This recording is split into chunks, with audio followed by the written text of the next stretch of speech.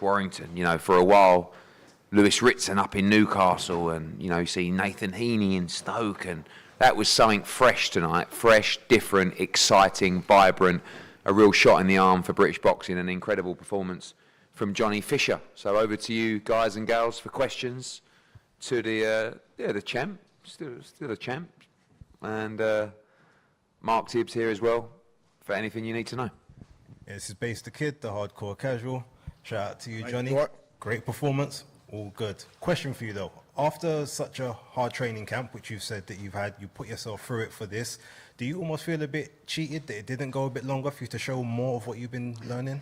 I never feel cheated because I'm grateful for the victory, and what I've learned in that training camp can often give you just as much as in a fight, but that experience of doing the ring walk, first time as a main event, that's all experience in the bank as well. Obviously you want it to go a few rounds. In my head I thought I'm going to have 10 really hard rounds of grueling work, but it's testament to the work we put in, and I'm grateful for every single person that turned out. Jolie here for Title Sports Network. Johnny, after one of the quickest knockouts I think a lot of us here tonight have seen, how far can you go?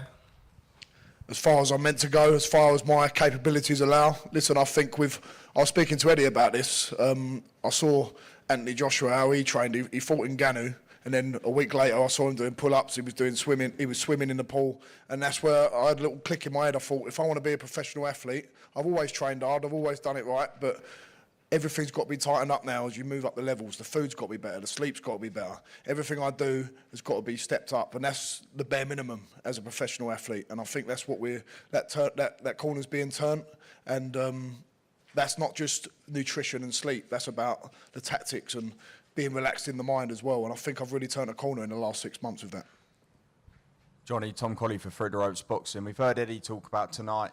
We've seen that great fight for the British title between Fabio Wardley and Fraser Clark. Eddie's talked about you stepping up to that domestic level.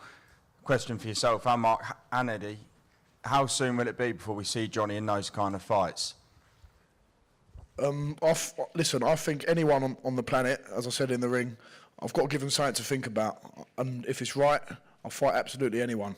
And we've built nicely. We've done things where we've gone to Vegas. We've been away the Southern Area title. We've done things in incremental steps, and we're not far away from that level now. And Fabio, Fraser, David Adelaide, Sol Dakers, all of them, they're great fighters, and they're people that when I was 3-4 years ago, I wasn't even boxing. They were boxing for GB.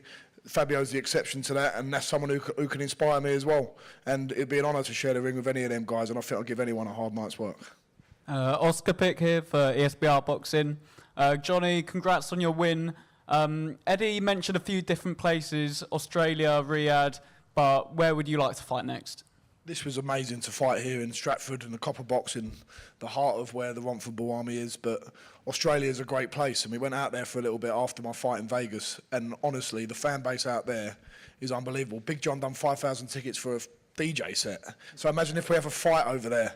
We could do it in Newcastle or Sydney. They're really close. They're two hotspots for us. And if we get a fight over there or on an undercard of Liam Paro, you said, that would be unbelievable. I could do 5,000 or 6,000 tickets over there easy. And what a great place Australia is, and that's what boxing's about for me as well. It's about making memories with my family, my friends, saying when I retire I've done this. It's not always about money for me. Of course we all need to make money, but it's about looking back in 20, 30 years time and saying, I went and boxed there, I went and done this, and Australia would be one of them ones you want to tick off. I'll remember that in the next contract negotiation. Well. Yeah, well, I said that. I didn't say it's not I said it's still important, but you've got to make sure you do it.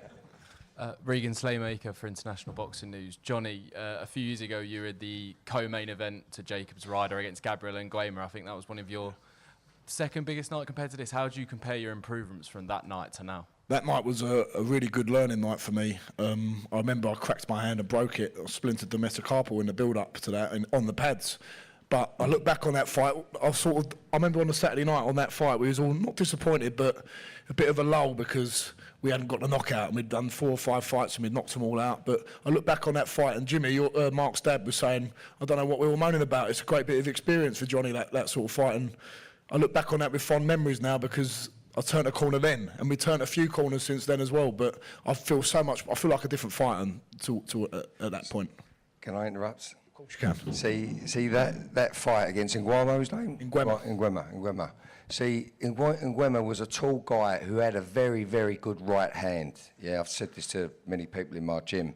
So myself and Johnny had to work on evading that right hand because in the early days, Johnny was susceptible to one, you know what I mean? So, and Nguema never got the right hand off. He got cut in the first round. Never moaned or groaned or wilted. Dad fixed his cut, got on with that. Now, I knew that was the best thing that happened to him because it was a good bit of experience. But you guys was all down about that. It was experience, you know what I'm saying?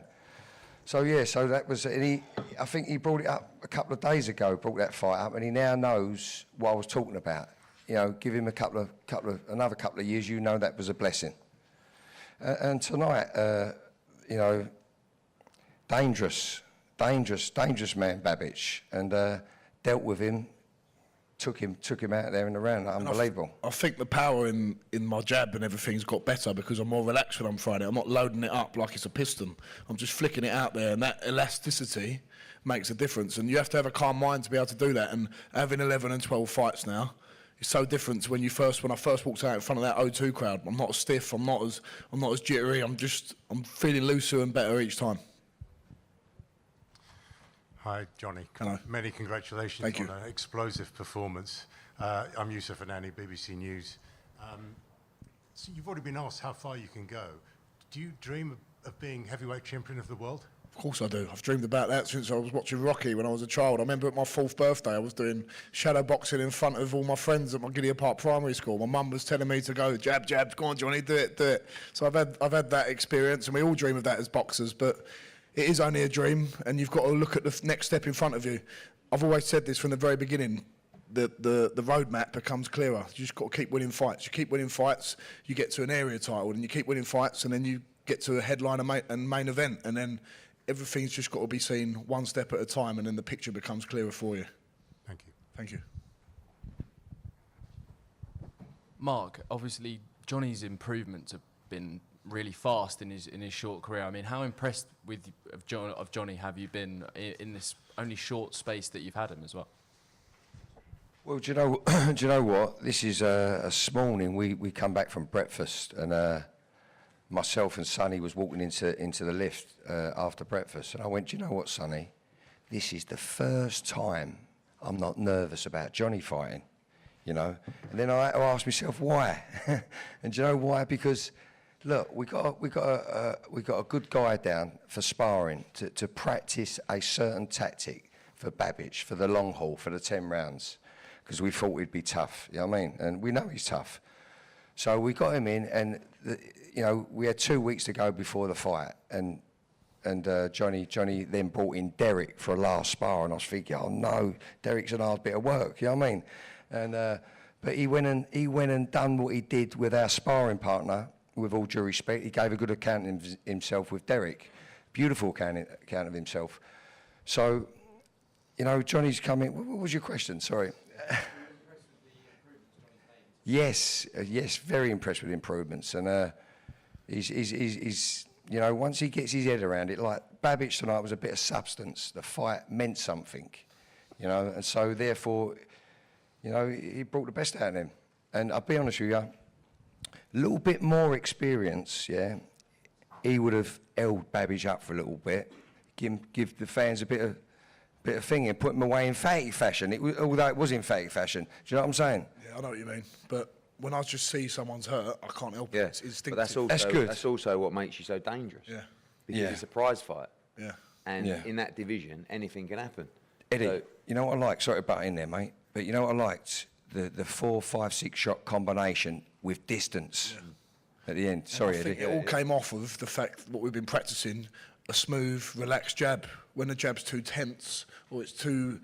That's what sets them shots up and allows you to find the range to throw them big 3-4 I've been combinations. ramming it into him. The jab, there's a ramrod jab, there's a blinding jab, and there's a setting up jab. There's all different. There's an up jab, screw jab. He loves the jab now. Love it. Eddie likes to get stuck in, which is good. No, it's good. But set it up, set the shots up. Jonathan Agger of Pro Boxing Fans.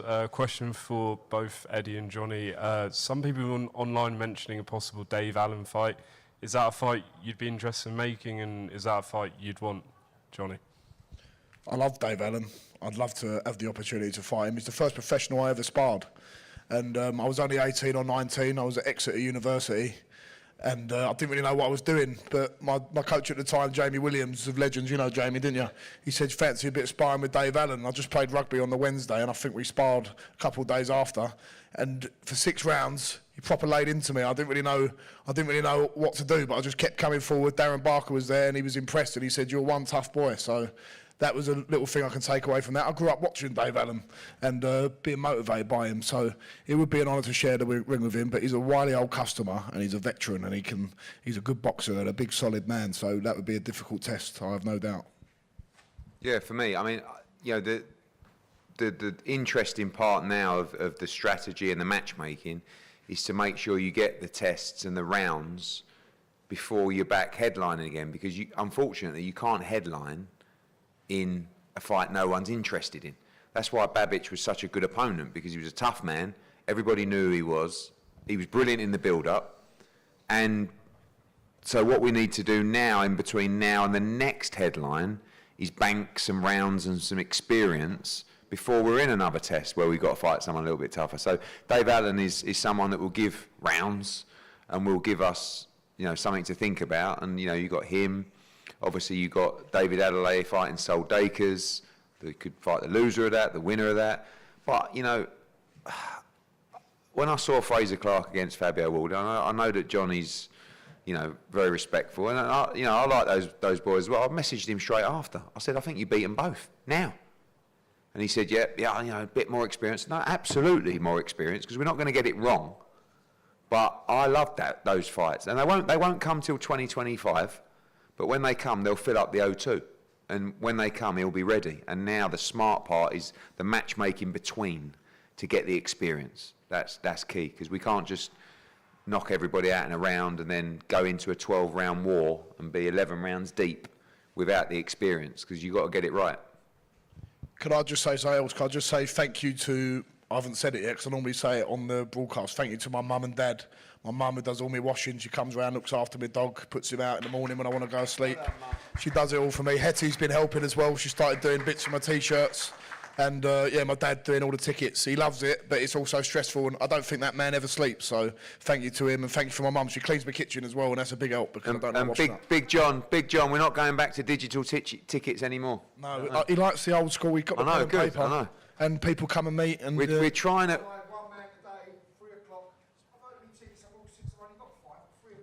Really? I said, company hotel, I'll give you a ticket free of charge. Oh no, I found it. All right, mate, calm down. I knew you hadn't got it wrong. But well, just for those who don't know. I wouldn't say that, but normally if people get their tickets, they check them a bit more before 2 hours before. Do you know what I mean? So, yeah. Well, we'll let them know, John. Thanks. Yeah, I'll let them know. Don't worry. But the one thing I will say, if you don't know the story, because of the way the world's moving, we're moving away from, which is, it does affect ticket sales, personal ticket sales, to the effect of cash, buy, 40 quid, thank you. 2 40s, please, 80 quid, thank you. Now it's more like fighters actually walking around with touch pads to buy your tickets. And it takes a little bit of that personal touch away from it. And you know, we've seen that fighter ticket sales do go down with that format, and Big John said, look, we need the physical tickets. I'll be truthful with you, I could have sold probably another 300 today if I'd have had them, but you can't take that choice, because if you don't sell them, then obviously Johnny's got to pay for Oh, now you tell us. Yeah, well, I did send people to the link. I did send people to the link, so I did my job. I did my job. But thank you very much. I just want to say massive thank you to Johnny's team. Worked so hard this camp. I've been lucky to be a part of it out in Texas. Mark, Sonny, Adam, all of them. We've got a new nutritionist on. Everyone's really pulled together. Thank you to Adam and Harry at S-Jam as well. They've been brilliant. Harry as well, yeah. I just hope the nutritionist could help me a little bit, all right? So, bit too much for you, I think. That might be a bridge too far, as we say. Thank you very much. He's a nutritionist, not David Blaine. Bar. All right. Thanks, everyone. Thanks for the support. Really appreciate it. Well done, Johnny, family, and everyone. Well done. Thank you. Bye.